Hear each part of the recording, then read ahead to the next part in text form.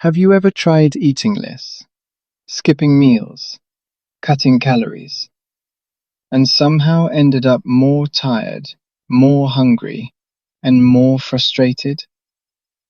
Today, I want to explain why eating less often makes weight loss harder, not easier. If you've been struggling with weight loss, there's a good chance you've already tried what most people recommend.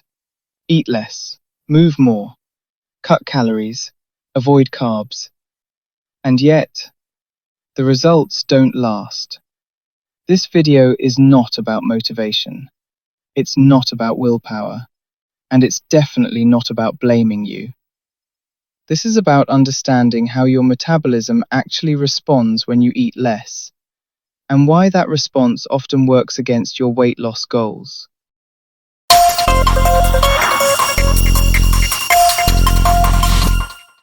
One of the biggest myths in weight loss is the idea that eating less automatically leads to fat loss. On paper, it sounds logical. Calories in versus calories out.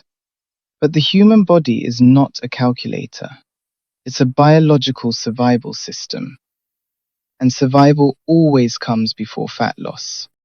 When you drastically reduce calories, your body doesn't think, "Oh, great, now we can burn fat."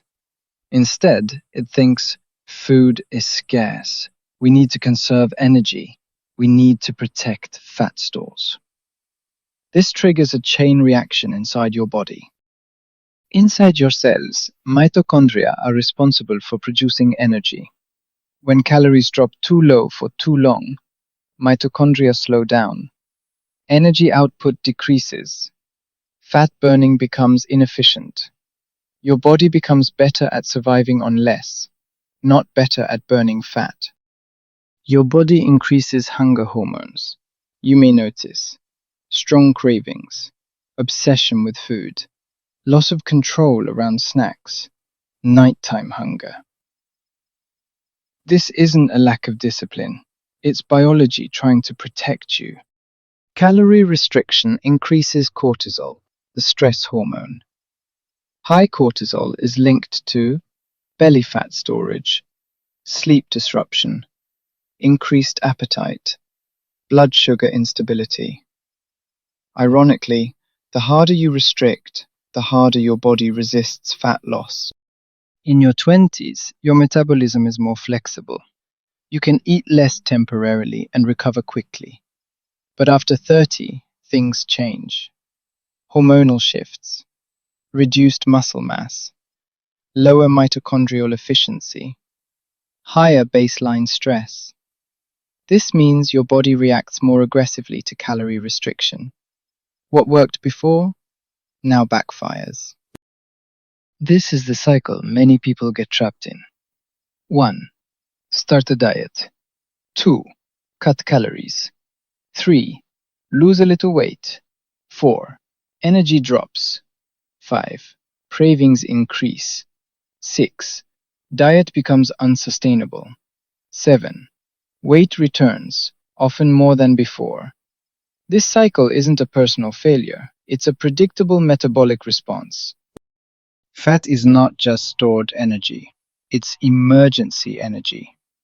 When your metabolism senses danger, fat becomes protected. Your body will burn fewer calories, reduce movement unconsciously, lower body temperature, increase hunger, prioritize fat storage.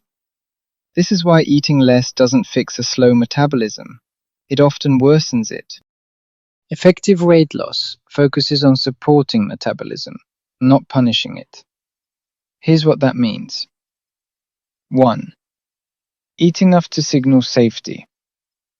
When your body feels safe, fat loss becomes possible. This means adequate protein, enough calories to support energy, regular meals, balanced macronutrients. You don't lose fat by starving the body. You lose fat by making it feel secure. 2. Focus on cellular energy, not just calories. A healthy metabolism depends on functional mitochondria, stable blood sugar, low inflammation, balanced hormones. When energy production improves, fat loss follows naturally. 3. Reduce stress before reducing calories. Lower stress often leads to better sleep, improved appetite control, reduced cravings, better insulin sensitivity. Sometimes the fastest way to lose weight is to stop fighting your body. When people stop chronic undereating and start supporting metabolism, they often notice more stable energy, fewer cravings, better digestion, improved mood, better sleep, easier adherence to healthy habits. These changes usually happen before significant weight loss, and that's a good sign. Most people don't fail because they eat too much. They fail because they don't understand how metabolism adapts, how stress affects fat storage, how undereating backfires, how to structure meals properly. Once you understand these mechanisms, your decisions change naturally. One of the most damaging ideas in weight loss culture is the belief that failure comes from a lack of discipline. That if you just tried harder, controlled yourself more, or pushed through hunger, everything would work. But discipline does not override biology. When your metabolism adapts to low energy intake, your body actively pushes back. It does this by increasing hunger signals, lowering energy output, reducing motivation, increasing food focus, amplifying cravings. This isn't weakness. This is your nervous system protecting survival. Willpower works when the body is in balance, but when blood sugar is unstable, stress hormones are high, sleep is poor, energy production is low, willpower becomes unreliable. That's why people often say, "I was fine all day, then at night I lost control." What actually happened was not a mental failure. It was a physiological response. Your brain was trying to restore energy. Repeated cycles of eating less and dieting create long-term metabolic consequences. These include reduced resting metabolic rate, lower thyroid signaling, increased fat storage efficiency, loss of lean muscle mass, poor appetite regulation. This is sometimes referred to as metabolic downregulation, and it's one of the biggest reasons weight loss becomes harder over time. The goal should never be to fight your metabolism. The goal is to restore it. Exercise is healthy. Movement is essential. But using exercise to compensate for low energy intake can backfire.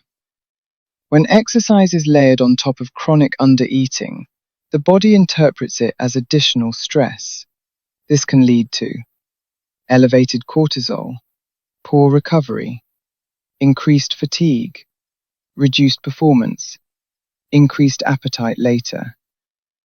This is why some people exercise more, yet feel worse, and lose no fat. Muscle tissue is metabolically active. It plays a major role in glucose disposal, insulin sensitivity, resting energy expenditure. When calories are too low for too long, muscle breakdown increases. Metabolic rate drops further. Protecting muscle is one of the most important and often overlooked parts of sustainable fat loss. This is why eating enough protein and recovering properly matters. One of the hardest things for people to accept is that healthy metabolic recovery often looks slow at first. You might notice energy improving before weight changes, hunger normalizing before fat loss, sleep improving before scale movement. This does not mean the process isn't working. It means your body is rebuilding trust. And once that trust is restored, fat loss becomes far easier. Healthy fat loss is rarely dramatic. It is gradual, predictable, sustainable. Anyone promising instant results is ignoring biology. Real change respects how the body adapts. If you've been eating less, trying harder, and still struggling, there is nothing wrong with you. Your body is responding exactly as it was designed to. Once you stop punishing it and start supporting it, everything changes. If you'd like deeper guidance on weight loss science and practical steps you can implement, feel free to download my free ebook linked below.